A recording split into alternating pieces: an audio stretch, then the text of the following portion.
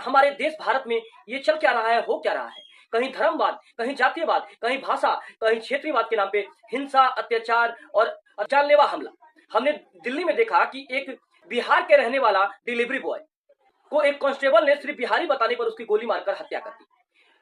अब वही दिल्ली एनसीआर के गुरुग्राम में नया मामला सामने आया है कि बिहार के भोजपुर के निवासी आदित्य राज पांडे, जिनको सिर्फ भोजपुरी भाषा बोलने पर उन पर जानलेवा हमला किया जाता है, उनके साथ मारपीट किया जाता है, उनको इतना मारा जाता है कि जो इनकी स्थिति है, उनका हालात है, वो गंभीर बताया जा रहा है और गुरुग्राम के एक नजदीकी हॉस्पिटल में उनको भर्ती किया गया है।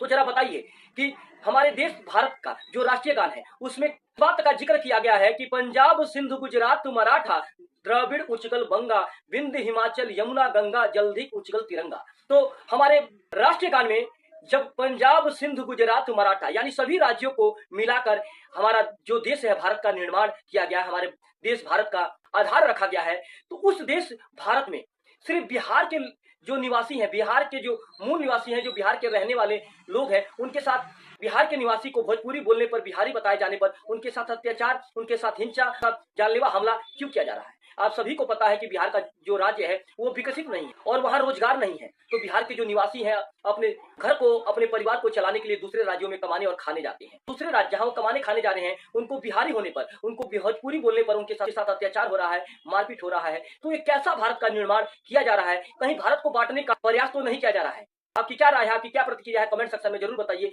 मैं ऐसी अत्याचार और ऐसी हिंसा का घोर विरोध करता हूं, क्योंकि जातिवाद, धर्मवाद,